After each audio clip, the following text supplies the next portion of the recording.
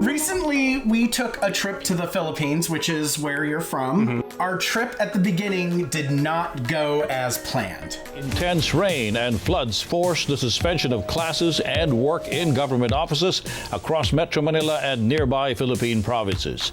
Oh, it's flooding, and I'm wet. Oh, That was a lot.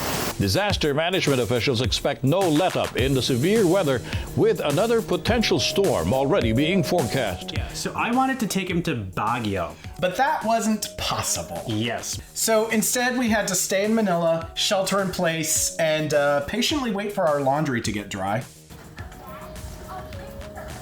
We don't do dryers in my house. Are dryers a thing in the Philippines? Sometimes they're like really bougie houses have them. Okay. But like we don't, because like there really is no use for it. Yeah, and on top of everything else, I got sick. Now, I'm not sure if this is a Filipino thing or if my family just really loves denial. I was not the first one to get sick. I was not the last one to get sick. Everyone had problems with allergies. Yeah. I am not afraid. And if you got that reference, we can be friends. Eventually, the rain let up, and I got to be a tourist. Who is it? Line up 4.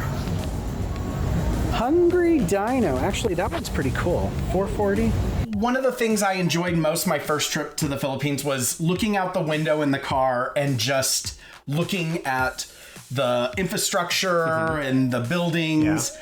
And I didn't record any of it because I didn't want to look like a tourist filming out of their car. And I really regretted that when I got home because I wanted more than just my memories. Mm-hmm. So this time I decided to actually film in the car. Did you notice when I was in the car filming that I was so afraid of looking obvious that I was holding my phone like this and actually like twiddling my thumbs to make it look like I'm texting? No, but I also like, it was very obvious that you were filming. Well, no. Oh, hold on. That'll help. What I should have done, in hindsight, is held my phone like this and made it look like I was playing a game. Uh-huh.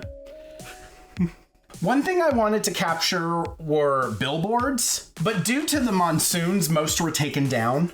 Billboards in the Philippines are on another level. I'm from LA. I've seen large billboards before, but they're few and far between. These are like the size of buildings. Yeah. Should we talk about traffic? I mean, what hasn't been said about the traffic in Manila? Many people told me LA traffic has nothing on Manila. Were we right? No. Oh. LA's more about congestion. Personally, I think the issue with the Philippines is less about the amount of cars and more about the lack of traffic control. Although there are street lights and whatnot, it seems like rules of the road in the Philippines are, if you can make it without crashing, go. If it looks like you're gonna crash, stop. We can't talk about Manila and traffic without mentioning jeepneys. Jeepneys are a Filipino phenomenon. They're a form of public transportation. Yeah. I remember the first time I saw one. We were leaving the airport, heading towards your family's house. Mm-hmm. I don't even think we got on the Skyway yet. And I saw one and I very enthusiastically went, "Is that a jeepney?" Yeah. And your mom was like, "Yeah." Yeah. I knew at that moment I had said something stupid, but I wasn't sure what or why. Uh-huh. It became very apparent real fast that saying, "Is that a jeepney?" in the Philippines is like going to New York and saying, "Is that a taxi cab?" Yeah. They're everywhere. Yeah. If there's one shock that really hit me in the Philippines, it's the power lines. I have never seen anything quite like it before, and I'm gonna try to discuss this as apolitical as I can, but I find it even more shocking that we're driving through areas where the power lines are all clustered together in ways I have never seen before. Then you cross this bridge and suddenly you're in some ritzy area that looks like Beverly Hills and there isn't a power line in sight. Like, that's a real in-your-face class divide that I don't know how a politician or a city planner defends that. Well, you know, they're having a really hard time right now. That is true. There is an uprise going on. Yeah. Specifically due to the storms that we were in. A more positive culture shock for me was the fact that mall culture is alive and well in the Philippines. America still has its fair share of malls, but it's not unheard of for me to go months or even over a year without ever stepping foot into one. But in the Philippines, it was not out of the realm of normal to go to multiple malls in one day. Yeah. You know, and you'll notice that the biggest malls that are still like people-y in LA are in like Filipino heavy areas. That is true. It just got me very nostalgic for my high school days where hanging out at the mall just to hang out was par for the course. Yeah. I love going to the mall and like coming home without having shopped. Like that's a proud moment for me. What malls did we visit in the Philippines? Okay. Shangri-La, Greenbelt, Green Hills, Magnolia, Power Plant, Glorieta, SM Makati, which is right across the street from Glorieta. I think they're even connected. Yeah. Like you can go from one mall to another without even going outside. So technically that also means you've been into Landmark, because you got to cut through Landmark to get to Greenbelt. Okay. And Podium. Now, my favorite mall that we went to might surprise people in the know of Metro Manila. Yeah. And it was your favorite mall too, right? Yeah, I was not expecting it. The mall is Alley Mall. This mall, for whatever reason, has a really bad reputation. I've even heard people in America who have ties to Metro Manila talk bad about this mall. And let me just say, the reputation of this mall, from what I saw, was completely unearned. Yeah, so overblown. Like, they say it's like the lowest of the low. It's like you're slumming it if you go there. We were not. We were not slumming it. We were having such a great time. Not only did we have some facial procedures done there. Yes, I had the top layer of my skin burned off with a laser. Yeah, and I just had a facial. But the real highlight of this mall for us was a section called Alley X, which is a part of the mall that specializes in antiques and used records, movies, etc. Yeah, it was huge. Like, if you're willing to dig, it's a huge archive. We bought a bunch of cassette tapes, vinyls. Would you like to share your favorite find? I bought like a super thick stack of gay mags like this. Male View magazine for those who love men. Like, they couldn't even say that they were for men who love men. As a growing young homosexual in old country, when I would go to like comic book shops, like I would see these and I couldn't get them because who pays for my comic books but my parents? The gay blossoming that was robbed of me. I gotta say, this was a pretty cool find. They had other vintage magazines there. Of course, you went to the... Of course. But my favorite find from Alley Mall... A little more wholesome. It's a vinyl 45 of the single, let me see if I can say this. Agos ng Buhay? Buhay. Buhay. Yeah. Which means... The flow of life. The flow of life. The flow of life. The flow of life. Okay, I can hear it. I can hear it. Put a pin in this record. Yeah. We're going to talk more about what this represents. Just stand by.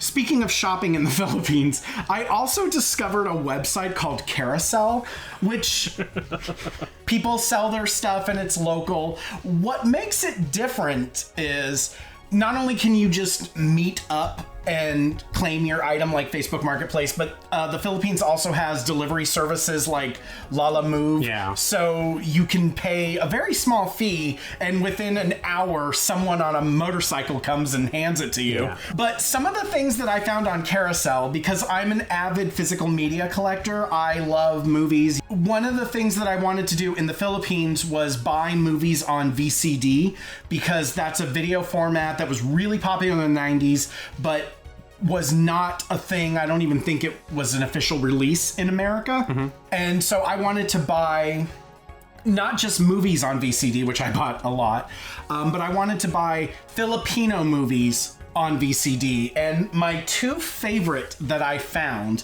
thanks to Carousel, one is Do Re Mi. It's a story about three girls who come together from different walks of life to become a band. Yeah. It's cute. It's kind of like, what's that a cappella girl movie? Oh, Pitch Perfect. Yeah, it's kind of like Pitch Perfect, but not slapstick. Yeah. My other find that I was so happy to get on VCD, the iconic classic Buting Walang Ning Ning, which, if you've never heard of this movie, it's basically the movie I can compare it to the most is Showgirls. Yes, Showgirls, actually. It's Showgirls if Showgirls had no and took place during martial law. You're nothing but a second rate, trying hard, copycat. One of the Carousel finds that I never knew I wanted, but I bought. When you're sheltering in place for a week, what else can you do besides browse online?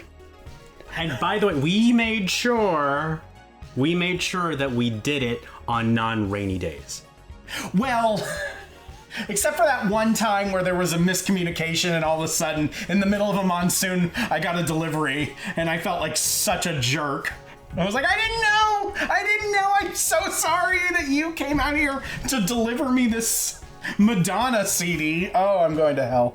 One item I found, actually at AliEx, was a Ledesma vinyl. And it was, I think, like 2,500 pesos, which is around 45 American dollars. A little too rich for my blood. Yeah. So I didn't buy it. I do regret that, though, because when am I ever going to find a Ledesma vinyl in the wild? Yeah, I mean... Not in the Philippines. Yeah. Even in the Philippines, it was the only time I saw it. For those not in the know, Ledesma is sort of like the Barbara Streisand of the Philippines. She's a singer, she's an actress. She's an icon. She's an icon, she's a legend. She is the moment. She looks fabulous in a dress. Yes. So, speaking of her acting, she was also one of the main cast members in My Husband's Lover, the first Filipino telenovela that centers around a gay relationship. And for those who don't know, Luigi and I actually have a podcast where we rewatch every episode of that telenovela or teleserie. It's called My Husband Loves My Husband's Lover. My husband loves my husband's lover. He never watched the show. Yeah. I watched it from beginning to end. Yeah. And now I'm sharing it with him. Yeah. Another reason why not to kiss him. Ledesma is singing One More Try again. Oh, yeah, I forgot. Again, what a way to kill a romantic scene by having your mother sing the love song. Please check it out. There's a link in the description. I got so excited anytime I saw something related to My Husband's Lover out in the wild in the Philippines. From the Ledesma vinyl, seeing a sunglasses ad featuring Rajan Cruz, or Dennis Trujillo advertising a gambling app on the side of a skyscraper. Yeah, they're so much bigger now than they were back then. We even went to the location of one of the homes from the series. There were some construction workers across the street when we were making this video who were very confused yet amused at what I was doing. Speaking of filming locations and the vinyl, the 45 of Agos ng Buhay. If you don't know, this is the theme to a movie called Campus Girls, which is this coming-of-age college movie with an all-star cast. Vina Morales, Donna Cruz, Donita Rose, Geneva Cruz, Gary Estrada, Ian De Leon, Marjorie Barreto, Lander Vera Perez, Richard Boni, Ronaldo Valdez, Ami Austria, Dante Rivero, Gina Alhar, Chanda Romero, Alona Alegre, and Elizabeth Oropesa. Campus Girls. It's special to me because it's the first Filipino film I really learned about. Yeah, because the campus scenes of Campus Girls were shot in the campus where my mom went to college, UP Los Baños. And Luigi and I had the amazing opportunity to drive around the campus. This is where a lot of scenes were shot. Like this driveway here.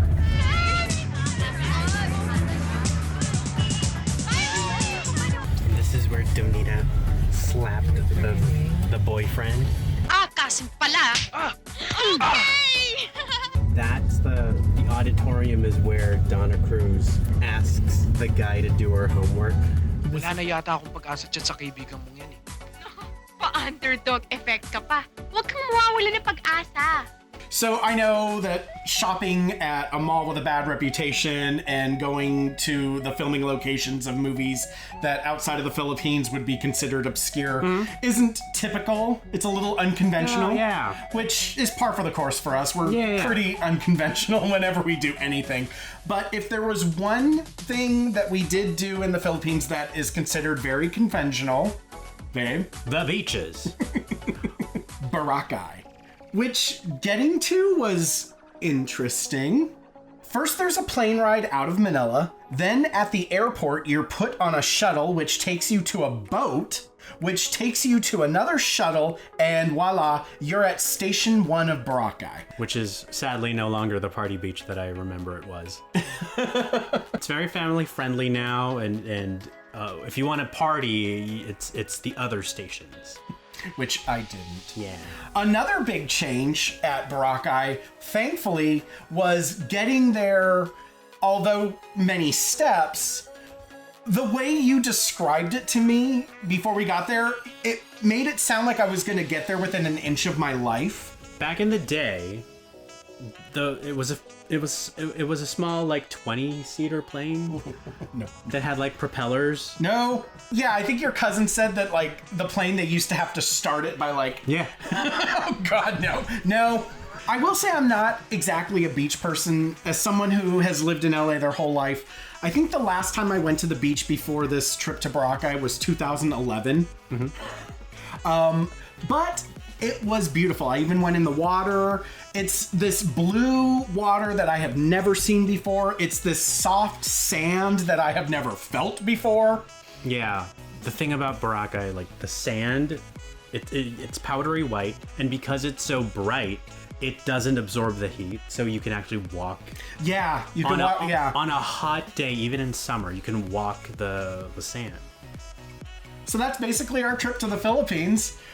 I basically filmed all this stuff for me, and then I thought, well, you know, YouTube's a thing. Why don't I share it? Yeah. So I hope you enjoy it. I hope you found it as entertaining as I did.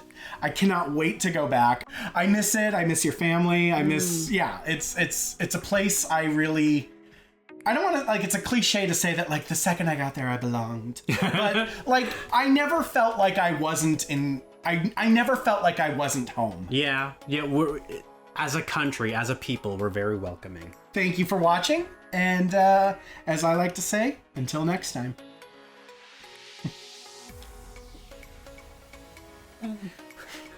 As I say at the end of our podcast, paalam po.